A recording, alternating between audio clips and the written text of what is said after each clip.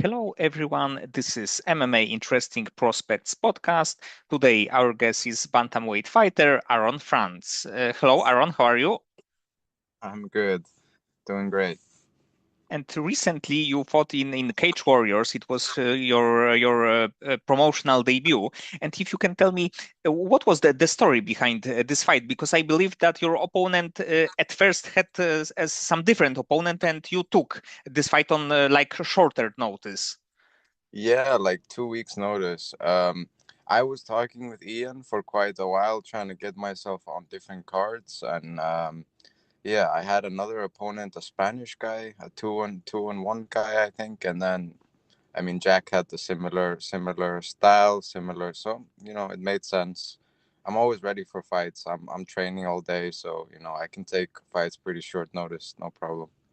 And about your like weight cut, because the fight was short notice, was it a problem at all for you? No, I made it on the dot. It was a tough cut. I cut a lot of weight for bantamweight. I walk around a little heavy, so but it worked out. It was good. And you fought overall against a good opponent, and you had a few also really good moments in the fight, like especially the knees. And after watching the fight, what do you think you could do better in that fight?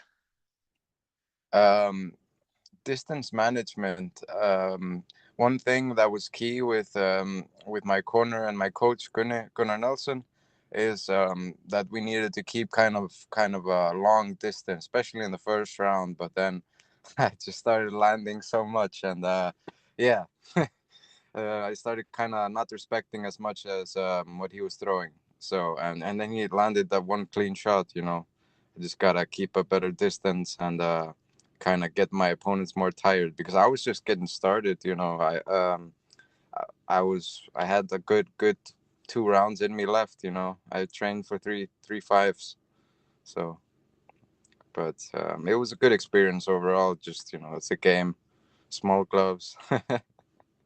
And I believe that you have this kind of style that you are looking for, like the big moments, like this kind of wow moments. And of course, it didn't work this time, but probably it will work many times for you because either it will be like some crazy kick, crazy knee, probably even a crazy elbow. You definitely have this kind of style to deliver like this big moments. Yeah, no, I live for the moments. One thing that I really like hearing is when I land and I hear the oh and ahs, and that's just why I love this so much.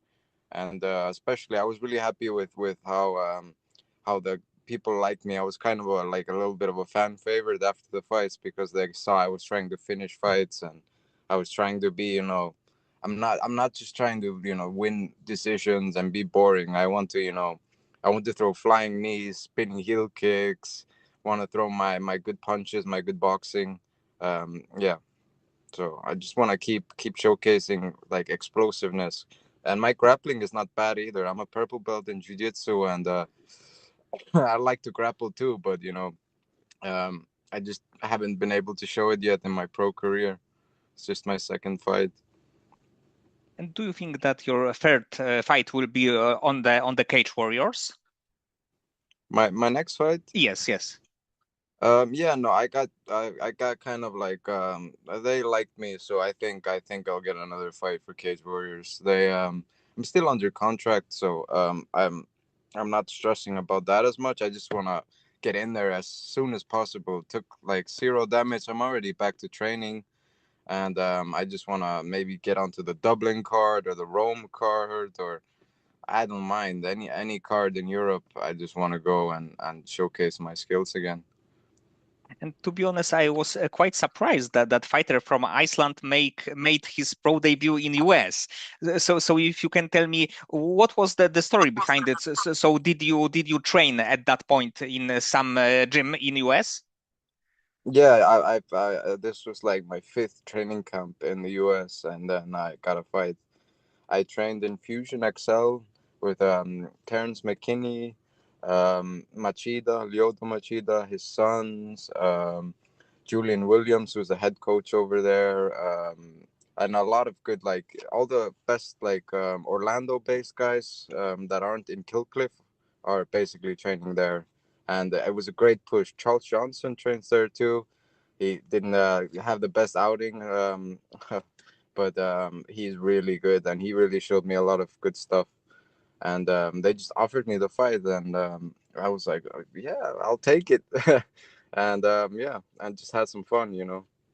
And you stayed there for like longer period of time, so like 2 3 months, or Yeah, like 2 months at a time, and then when I fought, I came for a month. It was fun. I came with no coach. Just got a striking coach here in the States, and yeah, we got after it. and I think that you like were in the few big gyms, if I'm correct, because on IG there are a lot of like pictures with your training. So if you can tell me what in which more gyms did you go to? I've trained in. I went to another Muay Thai gym there in the States and another boxing gym that I was. So three big gyms I like to go in rotation in the States. But I trained also in Clement Club in Alicante in Spain with Tuporia and his brother and all the really good guys there, Sala and all Richardson, all the really good pros over there. And then I trained also in All Stars, not Sweden, but in Spain with Hamzat and all his Chechens team, his team. And then I trained with Gunnar, which is like one of the legends in the UFC. So he always gives me really good advice and like the structure we have in training is very like professional. So I've been training like a professional for like 6 years now, maybe like so.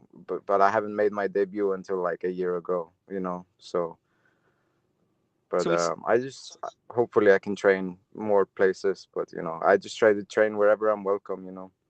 So it's kind of crazy because sometimes there are like young fighters with like, of course, one gym, and of course you also have like one gym, but you in the end you had a lot of training in many places. So probably it will be like beneficial for you. Maybe now, maybe in 1 2 years, but definitely it's like good idea just to go and try and get some like different kind of knowledge. Yeah, no, going when I went to go and train with like UFC guys, and I seen like they were you know beating me in training, but not by a lot. That really helped me, you know, see, you know, okay, wow, I'm doing good things over in Iceland with my team, and it just gave me even more confidence to, you know, keep on pushing. And how great is to train with the fighter like Gunnar Nelson, who is like of course like absolutely great grappler, but he had a lot of great moments in the UFC, and to have someone like him in your corner. It's a blessing. Like every time I'm like thank you so much for coming, coach, but because like to me he's like God. But he's very good coach, and I can't wait to show what Milner has more. We have a lot of great guys and a lot of great talent that is about to blow up out of our gym, but I'm kind of at the forefront right now, pushing the way, pushing the obstacles out of the way so the boys can come as well. But yeah, no, we really focus on always getting better. There's not a lot of like how do I say, like we don't stagnate a lot. So like if we feel we stagnate in training, we gotta change something and push it. So and we have a lot of different styles. Like we're a grappling based gym, but we have really good strikers too. We have really good grapplers. We so I get all the looks I need in training. So I guess when you started your MMA training, it was like the one and only choice when you picked a gym. Is not a hard thing to pick. No, it's Mjolnir is the best gym in Iceland and like one of the coolest gyms in all of Europe and has a really good UFC coach. So I want to be in the UFC one day. So I gotta have a UFC trainer. Then that's what makes sense. And do you have in your gym fighters like you? So maybe early in pro career, maybe even like amateur career, that you think that in the next few years they can be like on the UFC radar, or who knows, maybe even in the UFC. Yeah, no, there's a couple of us that like we've been training for maybe 8 9 years together, and it's still the same core group, you know. So I think like all the guys that I'm training with now, like Victor Gunnar, he's like an amateur champion for our gym. Mikki Aklipen, and a lot of really good guys that come from my gym and are gonna go pro very soon. But I kind of have the first ambition to go pro. I was sick of fighting in the bubble. I wanted the small gloves. I wanted the knees, the all the crazy stuff. And And the also, timing and pacing is different too. 5 minutes versus 3 minutes. yes, Sorry yes, to talk over you. is that just a different game in like amateur and pro, but with your style and you're like hunting for the finish. Do you have maybe some crazy knockout in your mind that you would like to win your fight with? Yeah, no. I one thing I really wanted to try to land more versus in my debut, I was landing a lot of good 1 2s and stuff, which is like my game. I like basic punching, 1 2 1 2 3, and then I'll do all that crazy shit off of the basics. But I really wanted to land a lot of good knees. I wanted to land like some oblique kicks, and I wanted to just land my 1 2s really good, which was what was happening until he caught me. So I just gotta keep more distance, like my coach Gunnar said in the first, especially, and then guys will fade more. Because I was feeling really confident and loose, feeling good, but I just kind of let go. Every time I go and fight, I just let go. I You can't control everything, And all props to Jack, he fucking got me that night. If we ever rematch, that's not happening again. Yes, that actually the finishing sequence was like a really good one. He was like super quick. He took the submission, so definitely like kudos for him, because it was really nice move. Yeah, no, it was technically like he was ducking, and like even though I was throwing knees, even though I was throwing like hail, like I was throwing anything at him, and he just kept walking through it. But I could feel I was hurting him in the process a lot, so I was feeling quite good. Just I should have kept more of a distance because he was starting to load up in the end of the round, and that I just felt like he couldn't hurt me like I could have hurted him, and then that just cost me. I was And getting a little too comfortable. I started playing with my food too much because I was just getting started. If there are 5 gears in a car, I was in second gear. I was just getting warm. and you But mentioned, he caught me nice. The overhand, because on that angle when he threw that overhand, he like got right behind me. I was like, fuck, he already got like behind me without me even being seeing it. So that's kind of what did it. I was really dazed and I couldn't wrestle how I wanted to wrestle. He tried to take me down earlier in the fight, and I just shrugged him off me, switched him, and broke away. So I wasn't like scared of his grappling at all. I'm a good grappler as well. I just didn't get to showcase it in this fight. Maybe in the next fight I'll take the guy down and just choke him. But I like striking too, so I'll do everything, whatever I can to get a finish. Finish is what I want. I don't want a decision. and you mentioned that you have a contract with Cage Warriors, but in the end, do you think that you will fight in again in US soon? So maybe this year, maybe early next year. Yeah, I mean, like I'm open to anything. I'm open to fighting anywhere, but like no, like Cage Warriors is where I feel I'm at. Like where when it comes to like level and stuff, I really like my chances in Cage Warriors. Like we've been training and just getting the recognition, and fighting in the yellow gloves is like an honor. So I just want to keep doing it if I can. And this Saturday, Conor McGregor will be back after 5 years. And are you excited about this fight against Max Holloway? Yeah, I think it's gonna be a good scrap. Connor trained a lot in Mjolnir over the years and trained with Gunnar, my coach. So we have a little invested into this. I think Connor is gonna come out looking really good. I've seen sparring footage, and he's already back to his karate ways. So back in the day when he was like peak training with Gunne, back at like 2016, 20, like during his era, like they would train a lot and do a lot of like counter drills and stuff. And I see he's back to doing like the back kicks, the counter pull cross and all that stuff. So I hope he comes out like an old fashioned and showcases what he's about. But I think if it goes into the later rounds, I think Holloway has a more of a chance of like just taking the fight over and getting Connor tired. Yes, but on the paper it shouldn't be much of the grappling. It's like the striker against strikers, so it should be a really fun Yeah, fight.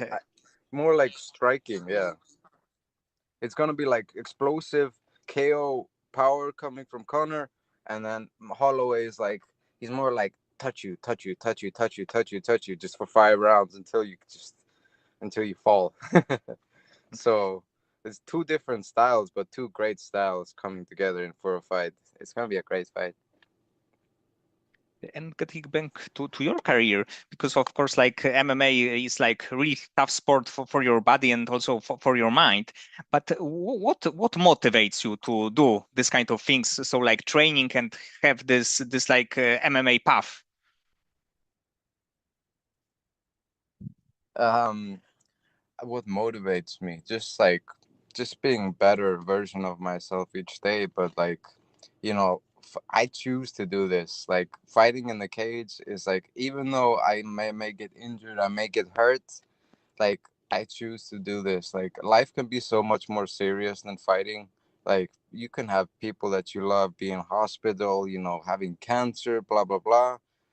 Versus like if when you're fighting, and like this is like freedom for me. So like when I get to go to the gym every day and I get to let go, that's why I love this so much. And then on any given night, like you can make the life fair. So like life is always unfair to you, but you can kind of control this a little bit. So when you go into the cage, you control, and you can be a winner on any night. That's why I really like it.